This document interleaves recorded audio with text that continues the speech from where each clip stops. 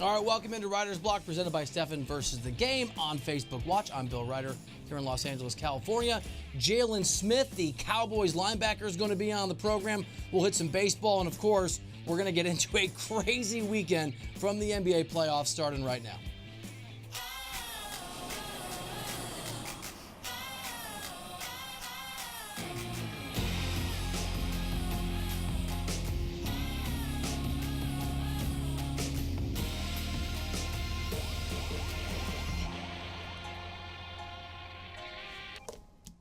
Pressure can, bust pipes or make diamonds.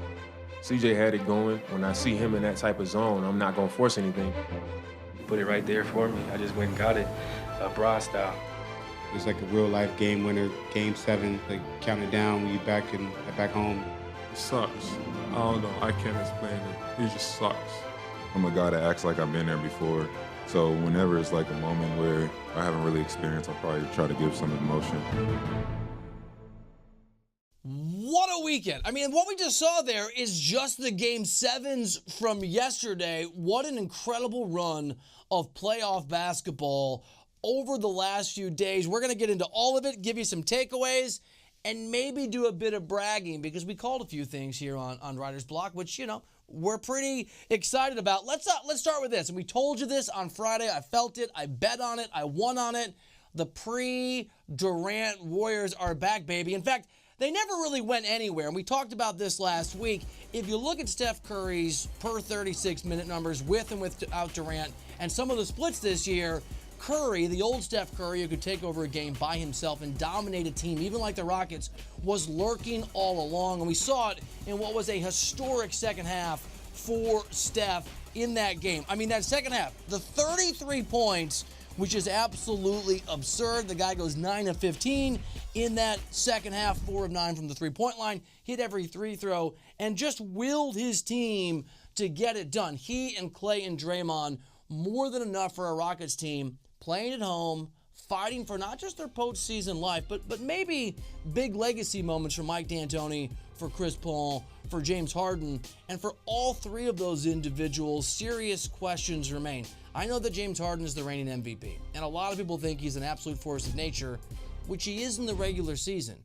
But the reality is that stars at his level, or purported to be at his level, are supposed to step up in those moments, and he didn't. He had a good game, he had a fine game, wasn't wildly efficient. That's not the point. It's impact basketball when it matters most. Steph Curry was a disaster in the first half, and he turned that into another Western Conference playoff berth with really the best half of basketball we've ever seen from Steph. Check mark against James Harden. For Mike D'Antoni, the questions continue. You're talking about D'Antoni, a guy 49-49 in the postseason in his career, 23-16 with Houston, has never made it to an NBA Finals. And then there's Chris Paul, a guy that I've been pretty critical of. I've spent time around, not great interactions. I've reported a lot on in his Clippers days how he is a net negative on the culture and the chemistry of a locker room. And maybe that's changed a little bit in Houston, but CP3 did his team a huge disservice. And without any spoilers here, Game of Thrones fans, you're going to know what I'm referencing, right? From last night, from yesterday's Game of Thrones. CP3 woke the dragon. Chris Paul gets on a lot of guys' nerves around the NBA. If you're not in the banana boat crew, you're probably not as big a fan of Chris Paul as you might think based on his insurance commercials. And before the game, the reports came out, before that huge Game 6, Chris Paul kicked Steph Curry off of the court when Steph wanted to get some shots up. It was a story. It's obnoxious. I suppose it's gamesmanship, but it has to be effective. It wasn't. It was a big part of Steph doing what he did, channeling that resentment toward Chris Paul. And if you think maybe I'm overstating it, that Steph didn't really care about Chris Paul, having him removed from the floor at the arena in Houston, our own Reed Forgrave was at Game 6, and after the game, captured this moment with Steph feeling pretty good about what he did to Chris Paul. Get me off the court again, boy. Let's go. Let's go. Keep it on.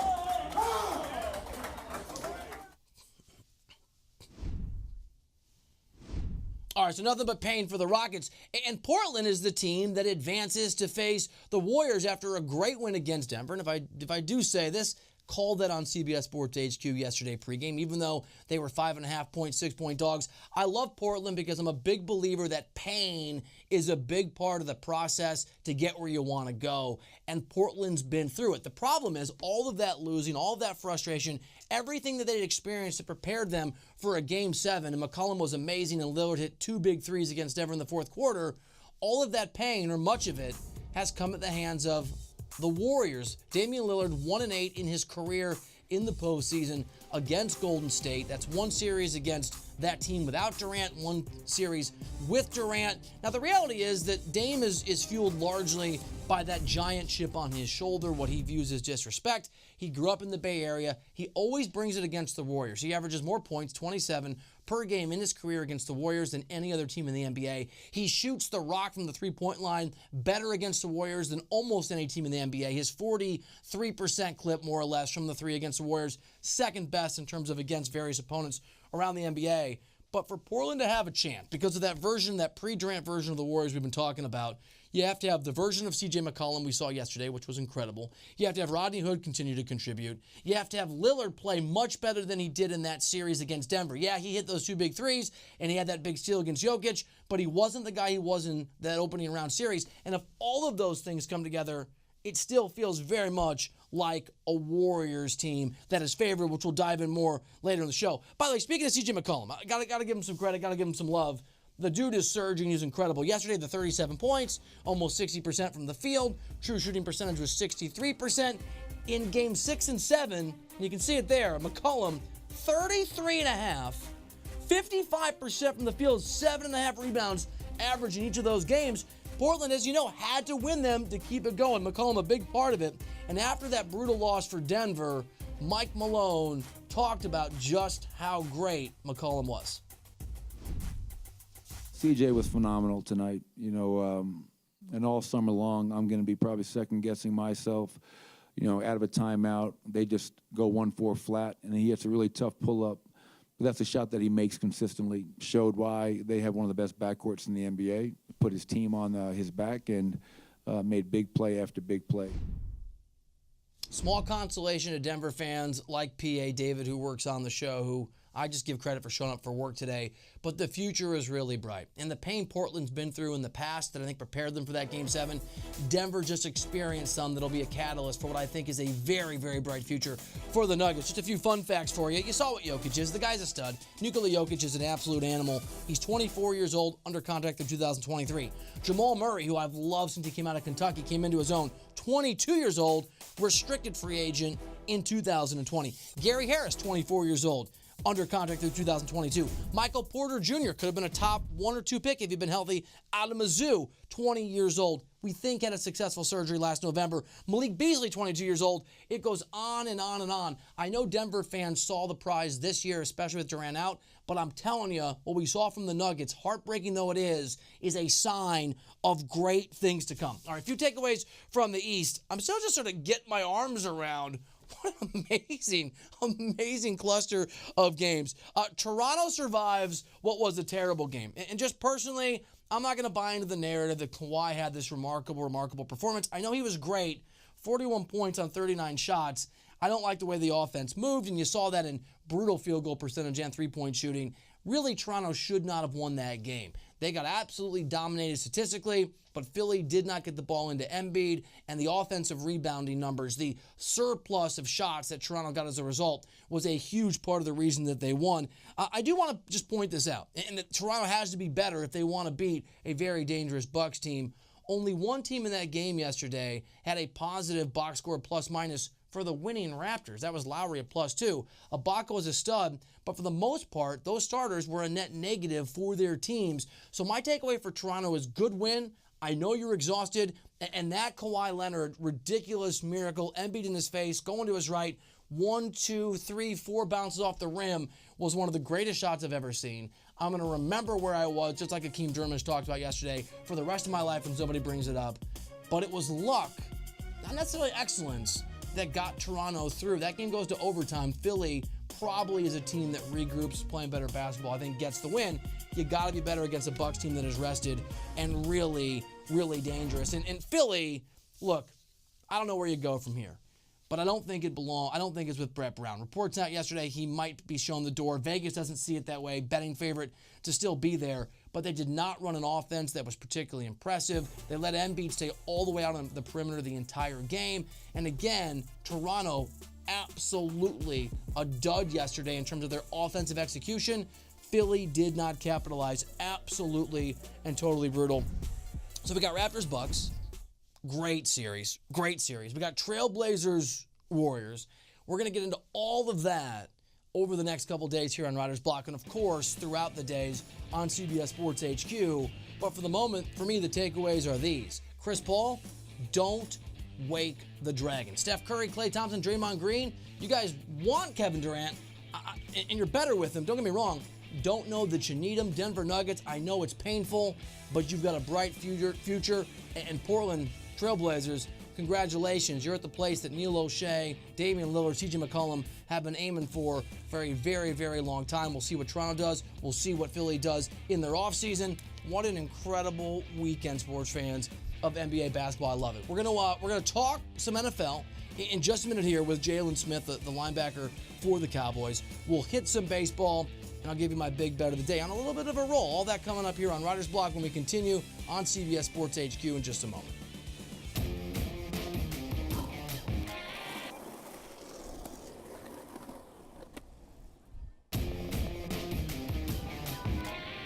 All right, welcome back into Riders Block with Bill Rutter. That's me here on CBS Sports HQ, the program presented by Stefan versus the Game on Facebook Watch. And Stefan was crushing the game last week. We'll get to more of that in a second. I want to welcome on Dallas Cowboy linebacker, proud product of Notre Dame and the mid part of the country. He's from Indiana, I'm from Iowa. And a very good dude, Jaylon Smith, who's promoting something very cool we're going to talk about. Jaylon, thanks for being here. Thanks for making time for us.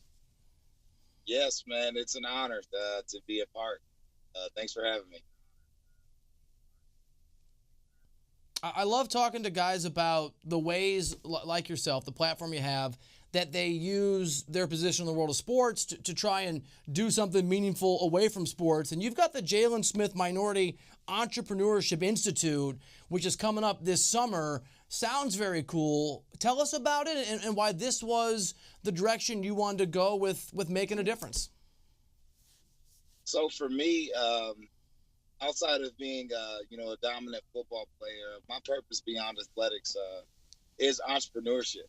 I've wanted to be an entrepreneur my entire life, and been a professional for going on 4 years now. I've been able to dive into a lot of being a business owner, investor in private equity, real estate developments, venture capital. And it's something that's a great passion of mine.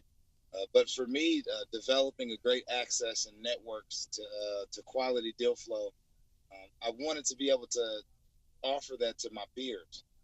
There's a lot of minority entrepreneurs, Black, Brown, Latino, who have great visions and desire to be entrepreneurs, but don't have the financial funding, the mentorship, the strategic planning, put in place to execute. So I started the MEI, the Jaylon Smith MEI, Minority Entrepreneurship Institute, to be able to provide those three things and works to close the gap. That's very cool. Jaylon, let's talk a little football and maybe a little family. It's rare enough that a family produces siblings who play, in this case at the NFL level together, let alone get to be teammates. How was that experience for you, getting to play with your brother, getting to have him be a part of your professional world in Dallas? Oh, it was wonderful, man. It was wonderful. My brother went to Ohio State, and then when it was my turn, I decided to take my own path and go to Notre Dame. So it was a dream for us to play in the league, but to be on the same team, on our father's favorite team as well for the past 3 years. He was here for 4 years, and then I got drafted and I played 3 years. It's just a wonderful feeling. Now he just signed with the Giants, so now I get to beat up on him for real. I was going to ask you, so when you guys are going toe-to-toe, he's a Giant, you're a Cowboy, how much more extra oomph do you put into that tackle when you guys go head-to-head? You're going to see some dust come up. It's gonna be wonderful. I'm looking forward to it. It's going to be like us playing in the backyard growing up. All right, so you're a guy that's you've gotten to the top of the mountain, but you haven't done it with the easiest of journeys. That Fiesta Bowl where you tore your ACL and your LCL, if I remember properly. There are a lot of folks who question what was going to happen to you professionally going forward. Can you just give us a sense of what those moments are like, not just in terms of overcoming them, but how they shape you as a professional football player for success once you got healthy? I mean, for me, I developed a motto my sophomore year of college. With this platform that we're on, I wanted people to be able to really understand who I am and how I walk. So I talk about it a lot if you follow me on social media, a clear-eyed view. And what that means is a focused vision, a determined belief, and earned dream. So regardless of, what profession you're in, everyone should have a clear-eyed view. So that's really helped me throughout my entire journey. And, everyone knows the story of me, going to be a top 3 pick in the draft and getting hurt in the bowl game and things of that nature. But it was my clear-eyed view that helped me. So I'm thankful to be where I am today, just embracing it, the season I'm in. Your Cowboys team that you're a part of won 10 games last year, won a playoff game, a good game against Seattle, lost to the Rams. How do you and your teammates as a collective, as a group, take that philosophy and try to apply it going forward, maybe learn a little bit from last season to get a little further along next time in the postseason? Yeah. Well, the beauty is we built our foundation. So we know our identity, if you will. Now we got all the guys back. I was up in Notre Dame finishing my degree for the semester. So I missed the guys a little bit, but now I'm back in Dallas and with guys in training, just continuing to build that camaraderie. And we have to take that next step. We recognize how close we are, but it starts now. Your quarterback, Dak Prescott, in contract negotiations with the organization. This is part of the business. What is your perspective, your opinion? How do you approach it when a guy that important to the team is going through a somewhat public contract negotiation with the organization? I mean, that's what happens, when you produce. And, Dak Prescott being our quarterback, he's a guy that is very important to our team, to our organization. So luckily, I don't have to make that decision. They'll figure it out. So I'm excited to see what happens. You referenced Notre Dame. Great season last year. Didn't go the way, obviously, Notre Dame fans wanted in the playoff. Are you able to enjoy that? Or do you feel like something's lost when a season goes that well for your alma mater, now your alma mater, and they come up a little bit short? Yeah, I mean, in the last 5 to 7 years, we've been close to capturing that 12th national championship. It's different when you win at Notre Dame, So just to come up close, we're proud, but there's still a lot that needs to be done. So Brian Kelly, he's doing a great job. Game was in Dallas. Did you go to the game and cheer your heart out? Were you able to get? I'm sure you can get tickets if you want to get tickets. Were you there?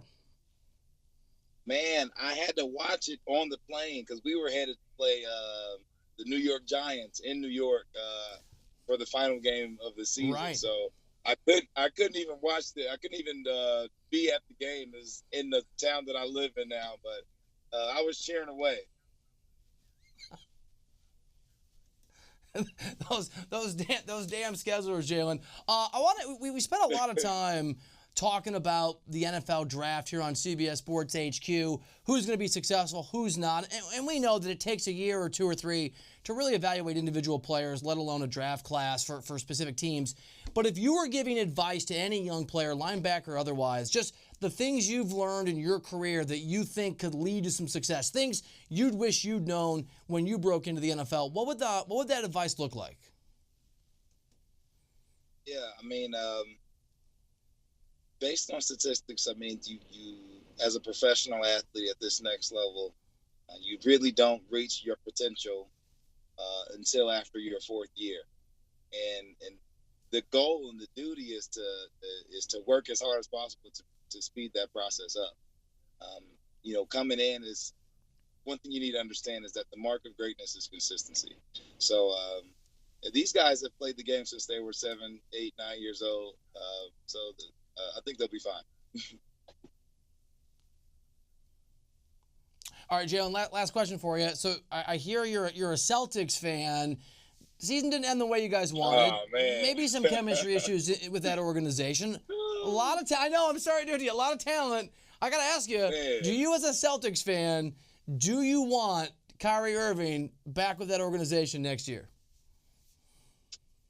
So my favorite player was Kevin Garnett, so I'm a big diehard Celtics fan. Kyrie, he's an amazing player.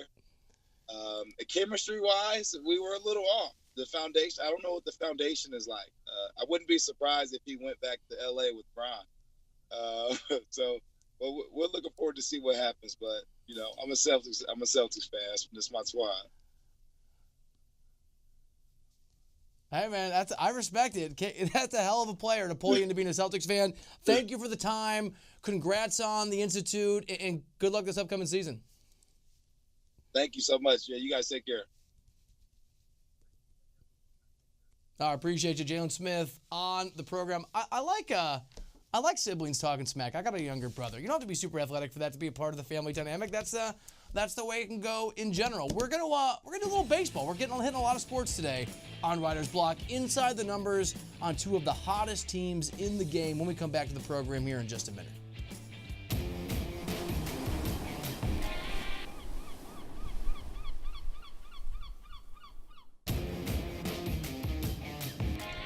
All right, welcome back into Writer's Block, presented by Stefan versus the Game on Facebook Watch. I'm Bill Reiter here in Los Angeles, California. We're going to talk some baseball. The Red Sox and the Cubbies have been red hot. We're going to go inside the numbers on each of those clubs, and we'll start with the number 2.74. The Red Sox, in their past 13 games, have a combined team earned run average of 2.74, which is among the best in baseball. Prior to that, their team ERA sat at 5.19, huge part of the reason for their tough start. How about 7.69? The Red Sox have scored an average of a little more than 7.5 runs per game over their past 13 games. In their 28 games prior to that, they averaged over 3 runs less at just 4.29, almost doubling that number up. I love that. Next up is 9. While the Red Sox continue to keep mass-producing runs, the over-under has paid the price. The over has hit in 9 of their past 13 games. We'll move to the Cubs now. My Cubbies, plus 54. The Chicago Cubs lead the National League in run differential this season at plus 54, at least for the moment. I think showcasing why they're the best team in the NL. How about the number 8? The Cubs have now won 8 straight series. They now have the best win percentage in the National League. Their 8 straight series wins are the most for the Cubs since 2008. And finally, the number 57. John Lester has helped lead the turnaround. Last night, he threw 6 2/3 scoreless innings and now has 57 starts of 6 or more innings with 1 or no earned runs allowed since 2015. That is tied for the most in that span with Jacob deGrom and Justin Verlander. And as great as Lester has been his entire career, this is the best start of his career. Very quickly, and I talked about this earlier in the day, I think yesterday actually on CBS Sports HQ or Saturday, all kind of bleeds together. 2 pretty big coaching hires. Frank Vogel is the man as of a few days ago in Los Angeles, and we found out earlier today, John Beilein from Michigan going to be the man with Cleveland. A few quick thoughts. Talked to a Lakers source last week, just before the Vogel news came down. I asked him, what do you think? And his answer was, Vogel is the best choice of a lot of bad choices. Not because he's not a great coach. He is. He's defensive-minded. Reminds me of Eric Spoelstra. Came up as a film guy in the film room. But managing LeBron James isn't easy, and I think it's an open question. I know it's an open question in that Lakers organization with some folks, whether he'll be able to do that. The Beilein decision is bizarre and interesting. It's a tough shot for Michigan basketball. Beilein's had a lot of success at the college level. Hasn't won a national championship. And that Cleveland organization clearly believes they found with him a stabilizing force for an organization in the Cavs that has been fairly dysfunctional outside of their time with LeBron James. Really dysfunctional even with their time with LeBron James. He's just LeBron James and he made it work. So we'll see how each of those two guys do in their new jobs. Really interesting. I'm more confident in Vogel. Obviously, there's more at stake there since he has LeBron. Beilein, that's a long-term project. It's time for Bill's Big Bet of the Day. Yeah, they're cheering. I'm on fire. 17-13. That doesn't count that I called the Trailblazers on the money line yesterday. Here's what I'm going to do. This is the arrogant bettor's move. I'm just going to hold. I'm not going to bet today. I'm not going to bet baseball. I'm just going to wait for the NBA tomorrow. feeling like I'm on a win streak, going to take in all the good vibes. Come back tomorrow for Bill's Big Bet of the Day. I'm telling you, the hot streak is going to continue. Thank you for being here and hanging out. Thank you to Stephen versus the Game on Facebook Watch for presenting the program. We are back tomorrow with DeAndre Ayton and the Hall of Famer Isaiah Thomas, two great guests. The guys are taking over right now in Fort Lauderdale, Florida. Sportsline come up in 30 minutes. I'm Bill Reiter, and we'll see you tomorrow.